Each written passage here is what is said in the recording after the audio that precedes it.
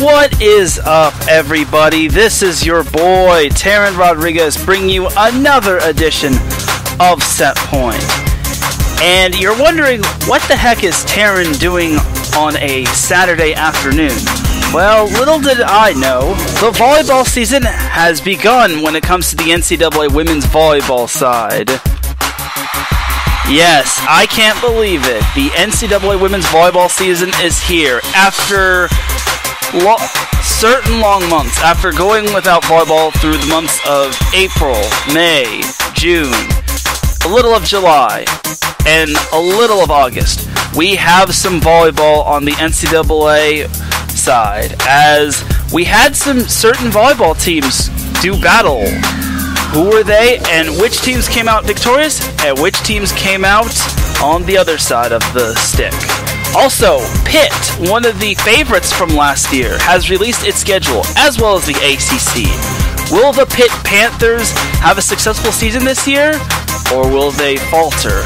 All that and more here on Set Point. This is Teran Rodriguez bringing you another edition of Set Point here on IE Sports Radio, your direct feed for all that is sports.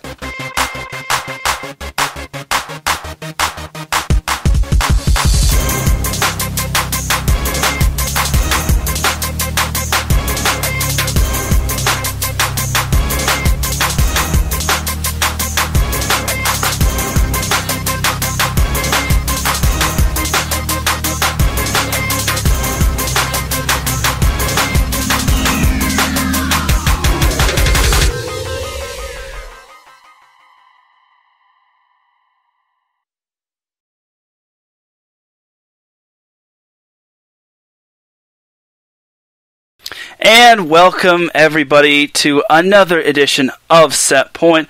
Like I said, my name is Teran Rodriguez, and happy Saturday to you all. Hope everyone is staying cool. And yes, volleyball season is here. And before I continue on, I want to clarify something. First and foremost, I went to the NCAA volleyball site.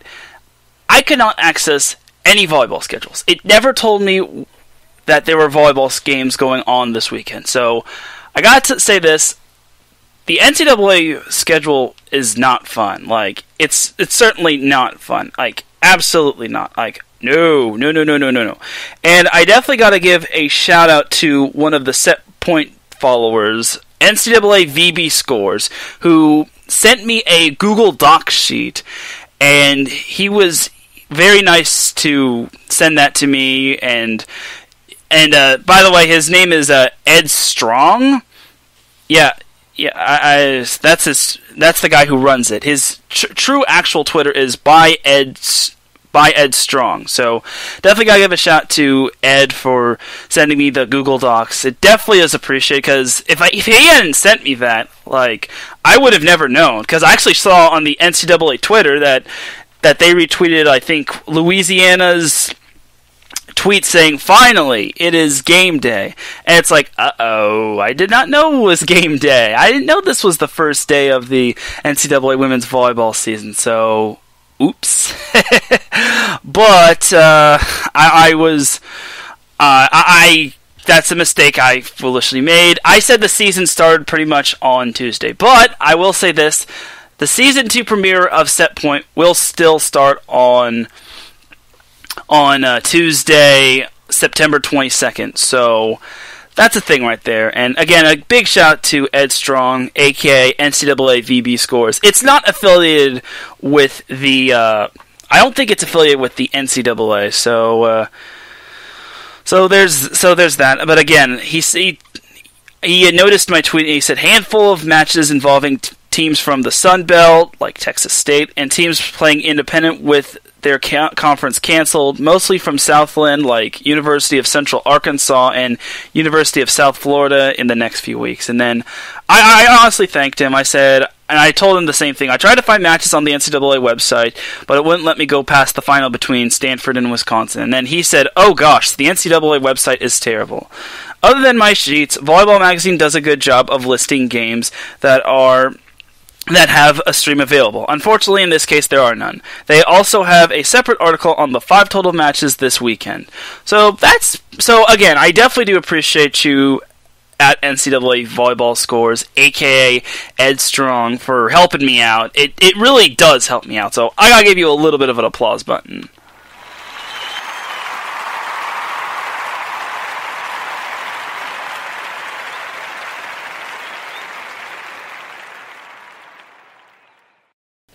So yeah, it definitely does help me, because if I hadn't known that, I would have never reported on them, and I probably wouldn't be doing this episode. So great to see that that there is some volleyball going on. So good stuff, and it's time to break down some of these volleyball matchups. And yeah, it's time. It is time, ladies and gentlemen. I can't believe volleyball season is finally here, so without any further delay, let's break down some volleyball schedules.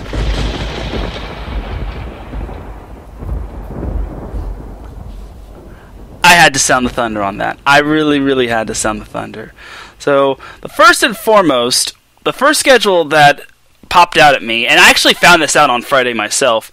I actually found out that Pitt's schedule was released, and everyone knows the Pitt Panthers from the ACC. Unfortunately, their season will not have any non-league games, so that's something I gotta get out of the way. There won't be any non-league games for any of the ACC teams, and it's a pretty watered-down schedule. So Pitt's season opener is this Friday, September 25th, which is a Friday. It is at Syracuse. And just like the Big 12, one of the ACC teams that plays another ACC team will be playing at one remote school. So, in this case, Pitt will be traveling from Pennsylvania all the way to New York to play Syracuse in a little bit of a 2-game road trip. So, Pitt plays Syracuse on Friday, and they also play Syracuse on Saturday at 6 p.m. Eastern Time. These times are actually going to be in the Eastern Time. So yeah, Pitt plays Syracuse at 7 p.m. Eastern Time, and then the following day on Saturday, Pitt plays Syracuse at Syracuse again at 6 p.m. Eastern Time. So it's going to be it's basically a back-to-back. It's kind of like a mini back-to-back interleague play, except it's not interleague play. So there's that for the most part, and that's Pitt's first, what's the word? It's first pair of matchups. So next matchup for Pitt is October 9th, and they return to the Fitzgerald Fieldhouse, where they play Boston College. They play Boston College, yes, Boston. It's a 7 p.m. Eastern Time start, meaning 4 p.m. Pacific Time on the West Coast. And then they play Boston College again on Saturday, same time as Friday.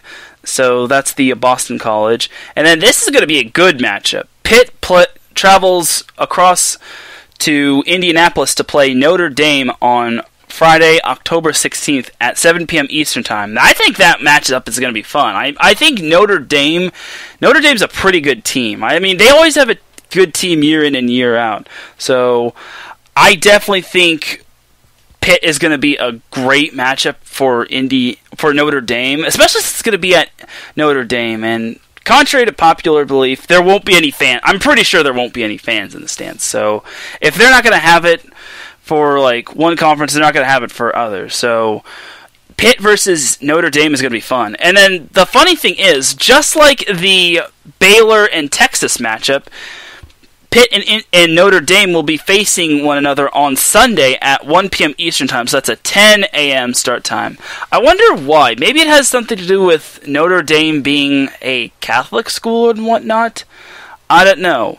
But it is what it is. I think it's going to be a good matchup. So, after that matchup between Notre Dame, Pitt plays Louisville. Now, the Louisville matchup's going to be very fascinating, just because Louisville got through the NCAA tournament last year further than Pitt, and I kind of think that Louisville is the stiffest competition that Pitt might have to face, especially them or Notre Dame at the very least. So Pitt plays Louisville at Pitt at the Fitzgerald Fieldhouse in Pennsylvania it's going to be an October 23rd start on Friday. That is a 7 p.m. Eastern Time start, which is 4 p.m. Pacific Time. And then on Sunday, the two teams between Pitt and Louisville face each other yet again on Sunday at 10 a.m. Pacific Time, 1 p.m. Eastern Time. So, yeah, again, that's another Sunday matchup. So, I guess the ACC thinks that Pitt versus Louisville is a big-time matchup, since those two are kind of like the head honchos of the ACC. I think the ACC pretty much goes through them, so we'll see. I think Louisville has a lot to prove, especially after last year's deep run. I mean, they only got to the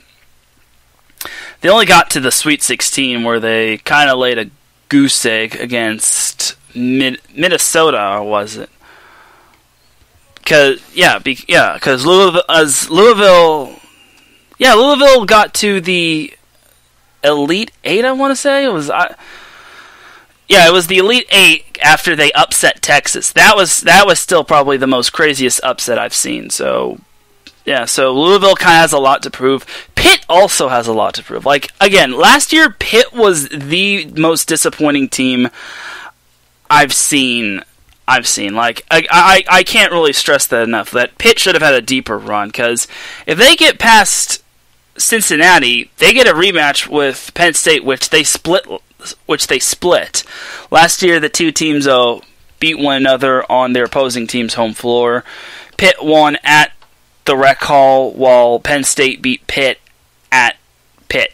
So it's kind of going to be a fascinating matchup, but I definitely think Pitt can go 8-0. And again, this is the weird thing. Like, the ACC is only 4 weeks with only 8 matchups. It's not like the Big 12 where it's just a conference-only schedule. Like, the ACC, I guess, watered it down. So this kind of brings me to a problem here. If, let's say, Pitt runs the table and they go 8-0. Let's say another team from the conference, let's say Florida State. Let's just go random and say Florida State goes 8-0, and what's the tiebreaker scenario? Is it going to be points? Is it going to be number of sets won? You kind of have to. It's just some random food for thought. So that's just me breaking down Pitt's schedule. I definitely can see Pitt having a big bounce back here. Like, last year was a little disappointing. Again, because losing in the round of 32, and they had such high hopes. They were a 6th seed, and they lost to Cincinnati. Granted, Cincinnati was the conference champion from the American Conference, but the AAC, the American Athletic Conference, but and also Cincinnati has Jordan Thompson, but Pitt was just freaking loaded last year. I mean, granted they had some young talent, but it also kind of makes me wonder, does playing in the ACC kind of hurt Pitt? I mean, because they weren't really fully challenged. I think Wake Forest gave him a challenge, and Louisville kind of challenged them, but I don't think Pitt was fully challenged in the ACC. So a couple players that do return for Pitt is Kayla Lund, and I'm going to probably butcher her name, Chinazi D. Her name has an N in front of the D, but to me, with those two returning, I can see Pitt having a big year. Like, I'd be shocked if Pitt didn't have a successful year and they had a deep playoff run. Because without the Stanfords, the Penn States, the Wisconsins, the Nebraskas, and all the Big 12 and the Pac-12, the Big 10 and the Pac-12, I think Pitt can have a big year. The question is, how far can they really go? Because eventually they're going to have to be on the path of Baylor and Texas. And both of those teams, like I said, are heavy favorites to probably be facing off against one another. So, some news I actually got from another NCAA volleyball coach. I actually interviewed one of the volleyball coaches from Long Beach State, Joy Mackenzie Furbringer. She said that the coaches and the NCAA Division I committee will be meeting with one another on September 16th, which is a Wednesday. So, and they'll be getting together and figuring out what they're going to do going forward when it comes to the NCAA Women's Volleyball Championship. Because, as we all know, the NCAA Women's Volleyball Championship and all of the fall sports championships in Division I have been postponed. Except for football, obviously. I mean, football is the lone exception, but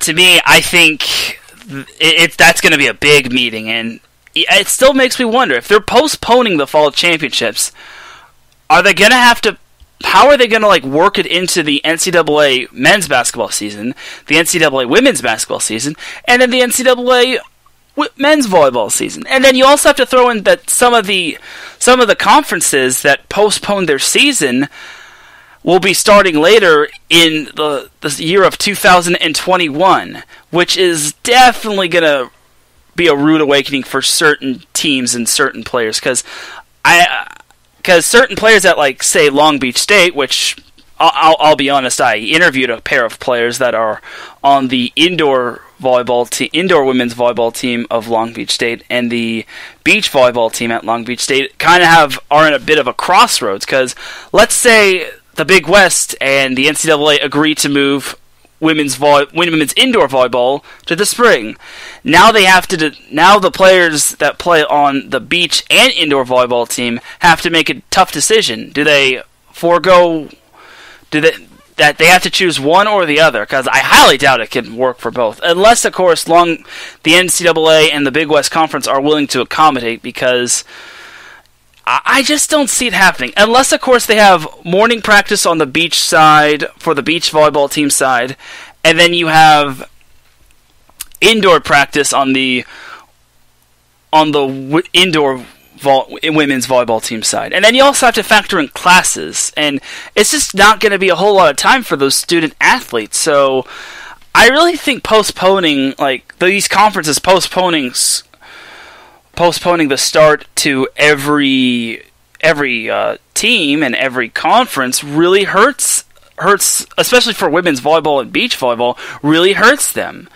And it's just tough. It's tough. And I just don't know how certain athletes who play both indoor and beach are going to reconcile and pick between one and the other, because but the good thing is that certain players, everyone gets an extra year of eligibility, so that's a good thing right there. So again, it is going to be tough, but again, I think everyone will make do, and with a pandemic that's going on such as this, it's going to be tough. So anyway, I definitely got to thank Joy Mackenzie Furbringer, the head coach of Long Beach State's women's volleyball team, for telling me that, and I definitely would not have known had she not told me and had I not interviewed her. So it's good. So anyway, jumping back to the volleyball docket, or the volleyball Google Doc, let's break down some of the other matchups.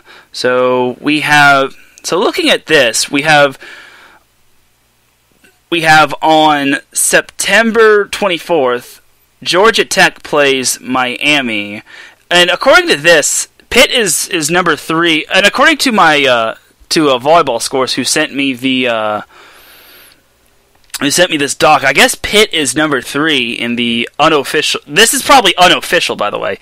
Is slated to be number 3 in the top 25 poll. So Pitt's number 3, Louisville's number 8, Georgia Tech is number 11, Florida State is number 13, Notre Dame is number 16, North Carolina is number 22, Syracuse is 24, Boston College is 28, Miami of Florida is 30, Duke is number 31, and then the list goes on. And I don't know if these ones are official, but it is what it is. So looking at Louisville's schedule, Louisville plays Notre Dame on September 25th, which is a Saturday, at 3 p.m. Pacific time, and they also play Notre Dame at 3 p.m. Eastern time, and that is going to be at Louisville. Then Louisville has Boston College, then Syracuse, and then they have Wake Forest. God, the doc is kind of all over the place, but I like it though. I mean, I'm totally grateful for NCAA volleyball scores to send me that doc. So I'm very grateful for him. So yeah, and then let's see some of the other teams in the ACC. So Georgia Tech plays at Miami. I believe that is Miami of Miami and not Miami of like Ohio. So Georgia Tech, Georgia Tech won the CIT, basically the NIT of volleyball. So Georgia Tech plays at Miami at 3 p.m. Pacific time, 6 p.m. Eastern time on both Friday, September 24th and Saturday, September 25th. And then Georgia Tech plays Florida State, which is going to be at Georgia Tech on October 7th and October 8th. That's going to be a 3 p.m. Pacific time start. And then Georgia Tech plays at Wake Forest on September 14th and September 15th, or October 14th and October 15th at 3 p.m. Pacific time on both days. And then Georgia Tech closes out with Clemson at 3 p.m. Pacific time, 6 p.m. Eastern time, and both those games between Georgia Tech and Clemson will be played on October 23rd and October 24th. So there's that. Florida State has Clemson, Georgia Tech, Miami, and Wake Forest. Notre Dame has Louisville, Syracuse, Pitt, and Boston College. North Carolina has Virginia Tech, Virginia, North Carolina State, and Duke. Syracuse has Pitt, Notre Dame, Louisville, and Boston College. Boston College has Louisville, Pitt, Syracuse, and Notre Dame. It looks like some of these teams get like buys as well. So I guess the buys is basically like to make sure the dust settles. And I guess the last week of the ACC is the 25th. So once the dust settles, I think that's when everyone's going to pretty much put who. It'll just make everything settled on who is the ACC champion and who is second place.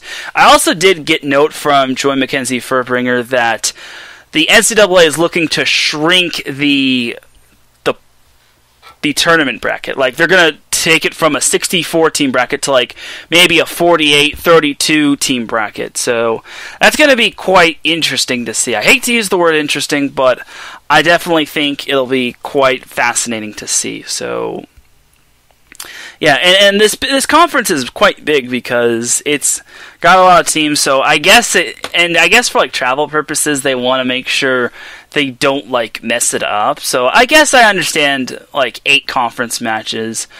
And the same thing is going to be for the SEC as well. But it still makes me wonder if they are going to postpone the NCAA fall championships, which includes the women's volleyball championships, to like let's say like February or March, maybe like early January. It makes me wonder: are they gonna give like the Big Ten, the Pac-12, the Big West, and all those other conferences a little time to catch up? I mean, I'm still just wondering. Like, I definitely need to wonder. I definitely have a lot of questions and that need to be answered. And honestly, I definitely need to know. Like, please, I need to know when it's gonna happen. Like, will there be a full set of teams like playing? Will there be other conferences trying to catch up? And what's gonna happen to the teams that are playing in the fall that have to like take that huge little layoff? Like, what's gonna happen to them? So it definitely does make me wonder. So again, it's just random food for thought. And yeah, it just makes me wonder that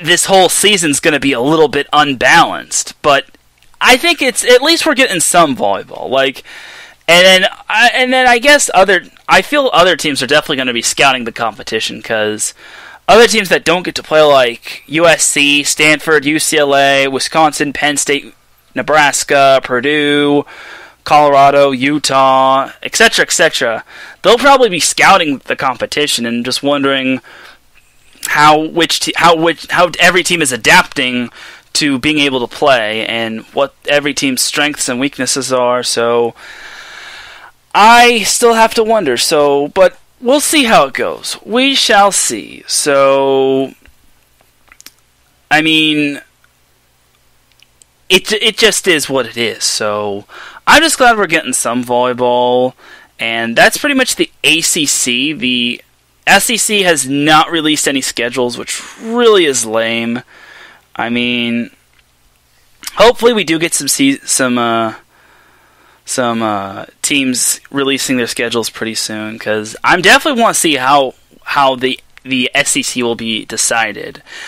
Other than that, I think I don't really have much to say about the Big 12. I mean, everyone else has released their schedule. I mean, I'll probably be quote. I actually retweeted the NCAA volleyball scores' doc sheet. So let's go under set point at set point at set underscore point IE, and then you'll probably see my past retweets and all that, my past tweets, and then you'll see the retweet of the Google Doc. So, yeah, again, it's definitely, I definitely am thankful that Ed Strong or NCAA volleyball scores got that to me. So, thank you again, Ed. So, anyway, I'm just glad volleyball is coming back, because what is it? We haven't gotten a true NCAA volleyball matchup since March, and golly, that just was that's just a long layoff. So to me, we're currently in September. We went a whopping 5.5 months without any NCAA volleyball, whether it was beach or indoor, and we also went 4.5 months, pretty much 4.5 months without any volleyball in general. Just flashbacks, just past volleyball memories and all that. So, yeah, I'm just glad we get a breath of fresh air and some volleyball. So, yeah. Thank you, NCAA, and shout out to all the teams that made it work. I'm glad some conferences were able to make it work. So, I'm actually going to take ourselves a quick break, ending this first little segment. When I get back, I will be going over the volleyball matches that have been played, from the Sun Belt Conference to the Independent, and what's next on the volleyball schedule coming up for this week. So you're listening to Set Point here on IE Sports Radio, your direct feed for all that is sports. Drivers, start your engines.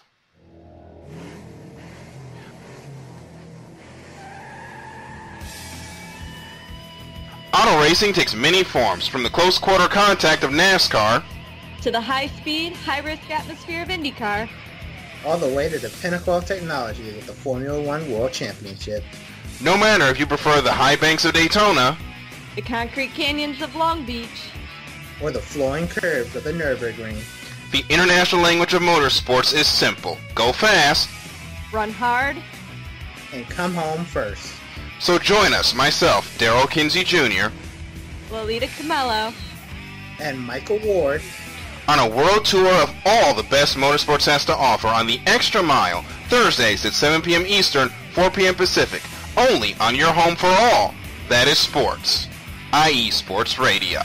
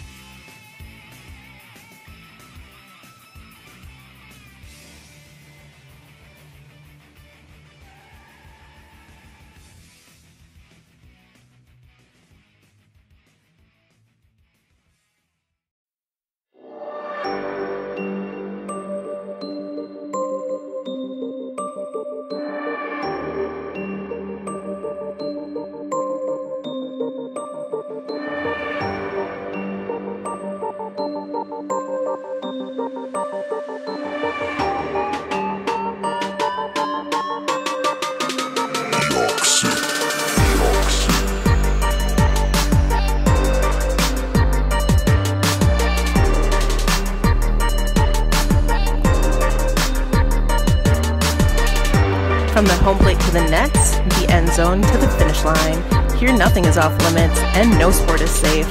Not what it seems with your host Caitlin Seam, bringing you sports like you've never heard before.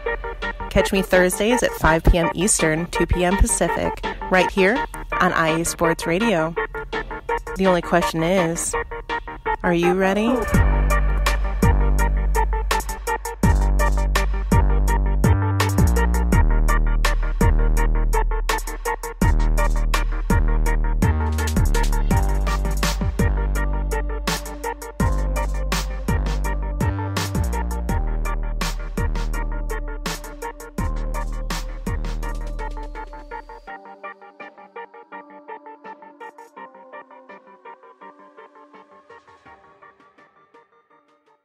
And welcome back.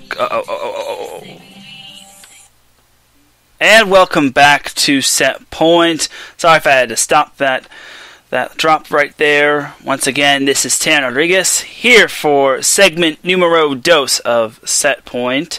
I just got done previewing the ACC and pretty much just skimming through the Big 12. I mean, the Big 12 was going to be a two-horse race. If Oklahoma can squeak its way through, cool. But if not, then, I don't care. So, the Sun Belt Conference is one of the conferences that has started the season off. So go through the first two teams. Let's go through the first team that played this past weekend. So yesterday, Texas State played Central Arkansas and wound up winning in 5 sets. So, for those of you that don't know, Texas State won the Sun Belt Conference last year, and they're under a new head coach, being Sean Hewitt, who takes over for Karen Cheatham, who retired after, I think, 41 seasons of coaching at Texas State. So, I mean, she's pretty much coached her life there, and that's quite amazing. And I met her; she's a nice little lady, you know. It's just absolutely amazing that she got that far. I just hate that it had to end like that. So I'm just glad. I'm glad they won the Sun Belt Conference, but I hate how they lost in the first round of the NCAA tournament. So it is too bad, but I will miss Karen Cheatham. Really nice gal she is. So. Anyway, so as for Texas State, they beat Central Arkansas quick and dirty. Texas State took the first 2 sets, and then everyone's thinking, oh, this one's going to be a cakewalk for Texas State, because Texas State is a pretty good team. They're a pretty darn good team, especially when it comes to Sun Belt Conference play. But then Central Arkansas was like, nah, we're not going down that easy. We're going to come back and stock it to you. So Central Arkansas took the next 2 sets, which... that's a great way to fight back after getting punched in the mouth. So the match went 5, and the 5th set was back and forth. Central Arkansas actually had a match point at 14-13, but couldn't convert it, and eventually Texas State fought them off and won the 5th set, 18-16. That is as intense of a NCAA starting season as it's going to go in terms of women's volleyball. So, great first matchup for Central Arkansas. Like, I was very surprised that Central Arkansas actually got pushed in the 5.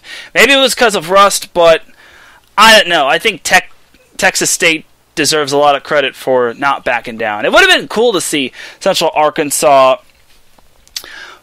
pull off the reverse sweep, because that would have been crazy, but Texas State they're not going down that easily. Come on now.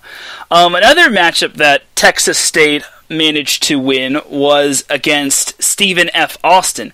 Now, Stephen F. Austin is quite an interesting team. Last year, they only lost 1 regular season game, but they didn't have too many standout wins to back up their overall record. So I think they went 30-1.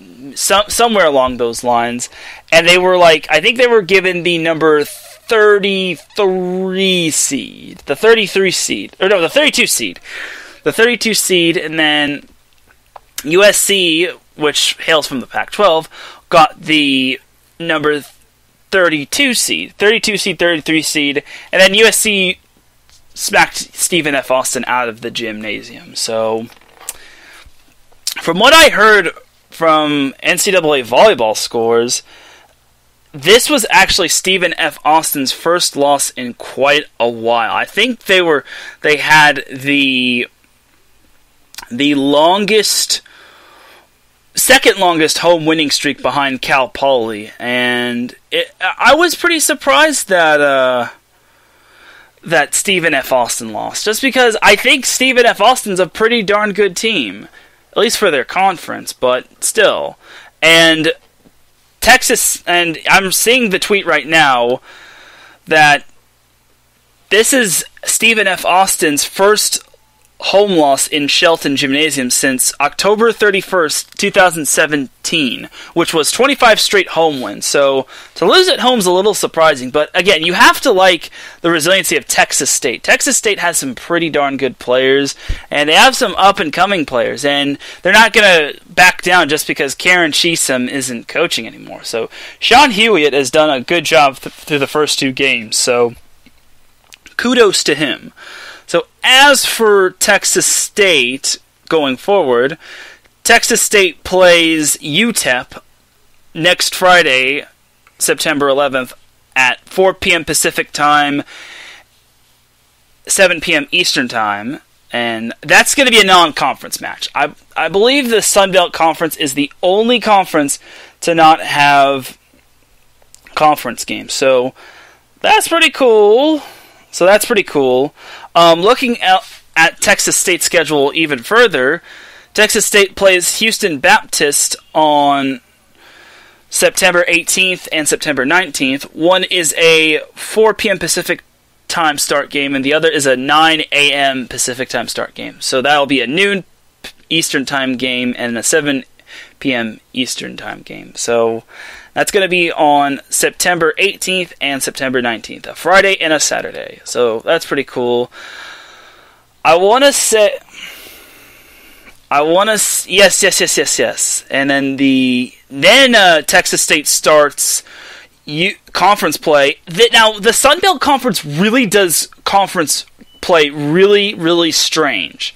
So the Sun Belt Conference has... It's a best of...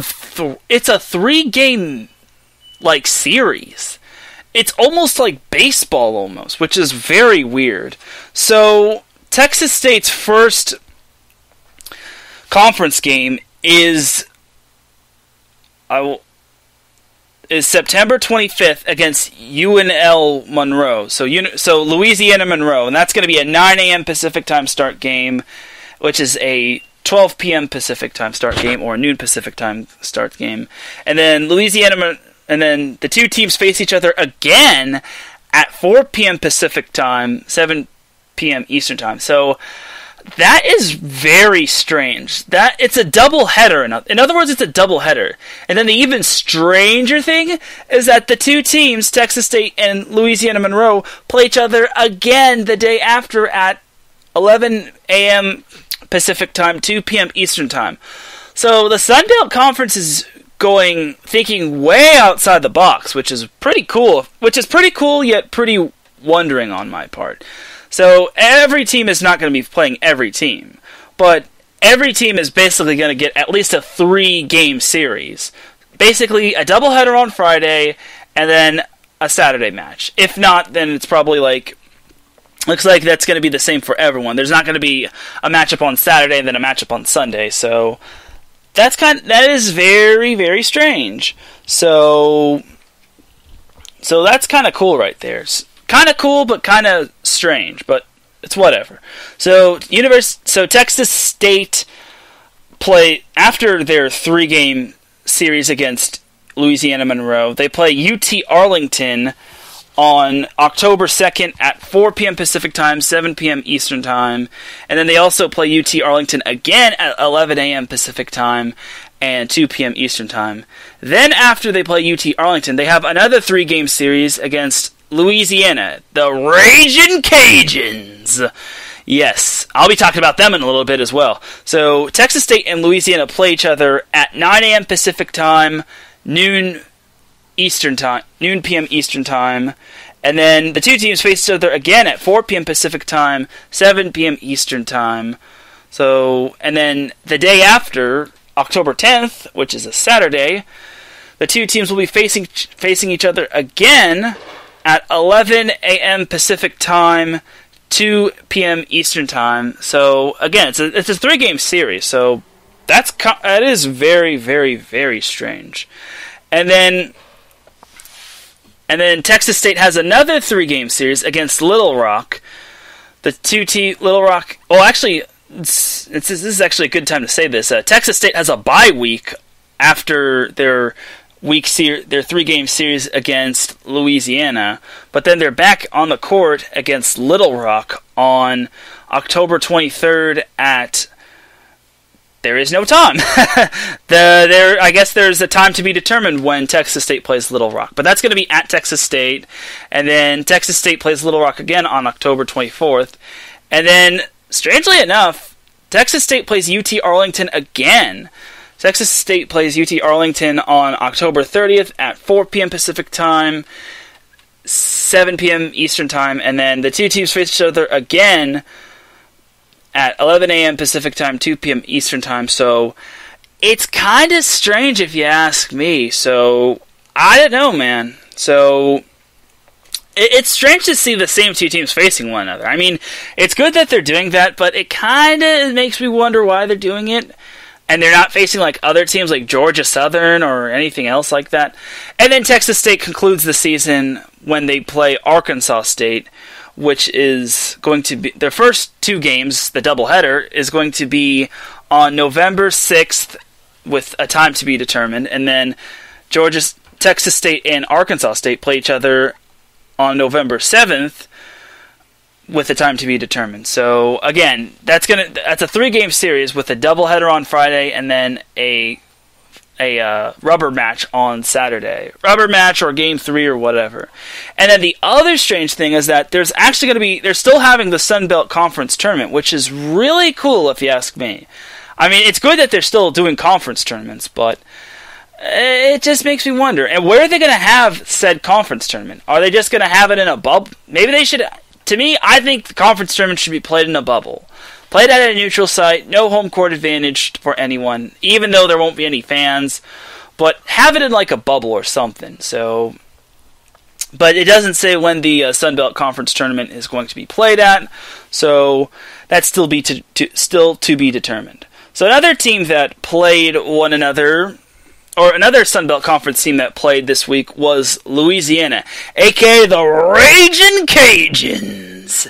So Louisiana played Houston Baptist, which is an independent school, and the first game that was played yesterday, Louisiana swept Houston Baptist in 3 sets. So the Ragin' Cajuns got the first win, and I'm going to say it like that. I'm going to say Ragin' Cajuns like that. So anyway, so the two Houston Baptist and Louisiana faced each other today, and surprisingly, Houston Baptist took the first set. And it's like, cool. And then Louisiana just said, we're not having it. We're taking the second and the third set. And then Houston Baptist was actually up in the 4th set, and I'm thinking, this one's going to go 5. That's easy. And then I see Louisiana taking the lead, and then eventually they took the match. It was basically a women's sweep. They lost the first set and then took the next 3. So Louisiana is 2-0 to start the season, and I'll be interested to see how the Louisiana-Texas State matchup goes. Like, if those two teams are undefeated come the time they meet one another, I am really excited. So Louisiana plays South Alabama next Friday, September 11th, at 4:30 p.m. Pacific Time, 7:30 p.m. Eastern Time. And then Louisiana plays South Alabama again next Saturday at 10 a.m. Eastern Time. No, 10 a.m. Pacific Time, 1 p.m. Eastern Time. Then looking at Louisiana's schedule some more, they have a double, well, not a doubleheader, but they have a back-to-back matchup. They play Lamar on the 18th, and then they play Central Arkansas on the 19th. Or is it a doubleheader? No, it's a doubleheader. So it's a doubleheader between Louisiana for the Ragin' Cajuns, as Louisiana plays Lamar and Central Arkansas that day. Apparently, there's a schedule note that Central Arkansas could be played at 4 or 4:30, depending on what happens with the other matchups. So, we shall see how it goes, but I definitely can see Louisiana winning that. I mean, I'd like to see Louisiana undefeated, and they start off conference play against Little Rock, so Louisiana plays at Little Rock on the 25th, where everyone else is playing, and their first game is at 9 a.m. Pacific Time, 12 p.m. Eastern Time, and then the second game is at 4 p.m. Pacific Time, 7 p.m. Eastern Time, and then the third matchup on Saturday is slated for 11 a.m. Pacific Time, 2 p.m. Eastern Time. So, yeah, and then Louisiana has a doubleheader, or not doubleheader, a 2-game series against Louisiana Monroe. So it's the Battle of the Bayou. I like that, the Battle of the Bayou, as Louisiana Monroe and Louisiana face each other on the 2nd and the 3rd. The October 2nd matchup is slated for 4 p.m. Pacific Time, 7 p.m. Eastern Time, while the October 3rd matchup is slated for 11 a.m. Pacific Time, 2 p.m. Eastern Time. And then the Texas State matchup, like all the other matchups in the Sun Belt Conference with the lone exception of one, is going to be slated for 9 a.m. Pacific Time, 4 p.m. Eastern Time on October 9th. And then on October 10th, Texas State and Louisiana face each other at 11 a.m. Pacific Time, 2 p.m. Eastern Time. And then strangely enough, while everyone here has a bye on the 16th, Louisiana plays at Central Arkansas at 10 a.m. Pacific Time, 1 p.m. Eastern Time, and that is on the 17th. So that's an interesting match. That's quite the random matchup. They're the only Sun Belt Conference team that's going to be playing that week, let alone that day, which was totally reversed, but I digressed. And then Louisiana plays Ark State on the 23rd. They have 2 matchups against Arkansas State on the 23rd. They're going to both be at home. The first matchup is slated for 9 a.m. Pacific Time, noon Eastern Time. And the second one is slated for 4 p.m. Pacific Time, 7 p.m. Eastern Time. So that's the first 2 matchups. The final matchup between Arkansas State and Louisiana is slated for 11 a.m. Pacific Time, 2 p.m. Eastern Time. Then, just like Texas State and UT Arlington, Louisiana and Louisiana Monroe face each other for a second time. They face each other at Louisiana at 4 p.m. Pacific Time, 7 p.m. Eastern Time, and 11 a.m. Pacific Time, 2 p.m. Eastern Time. It's basically a 2-game series, just like in baseball. And then Louisiana closes the regular season out at UT Arlington. Louisiana plays UT Arlington at 9 a.m. Pacific Time, 12 p.m. Eastern Time, and then they play UT Arlington again at 4 p.m. Pacific Time, 7 p.m. Eastern Time, and then Louisiana closes out the season against UT Arlington on Saturday, November 7th at 11 a.m. Pacific Time, 2 p.m. Eastern Time. So that's that. Other conferences, some of the other conferences haven't gotten their season started. Coastal Carolina hasn't started. Troy hasn't started. UT Arlington hasn't started. South Alabama hasn't started. Arkansas State hasn't started. App State hasn't started. Georgia State hasn't started. Georgia Southern hasn't started. Little Rock hasn't started. And UNL Monroe has not started. So as for the independent teams, recapping the independent teams, Stephen F. Austin beat Central Arkansas yesterday in 4 sets, but lost to Texas State in 3 sets. Central Arkansas is 0-2 after losing to Texas State and Stephen F. Austin yesterday. Houston Baptist lost both matchups to Louisiana, the first one in 3 sets and the second one to 4 sets. And then the other independent teams that are on here are UTEP, Missouri State, Mercer, Lamar, Citadel, Chattanooga, Army with a question mark, Navy with a question mark, and Abilene Christian, I want to say that is.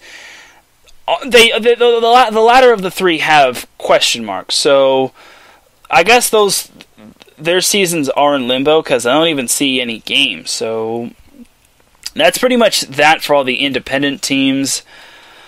Looking at the only team that interests me is Stephen F. Austin, as they play Lamar. They have two double headers next weekend. Woo Nelly.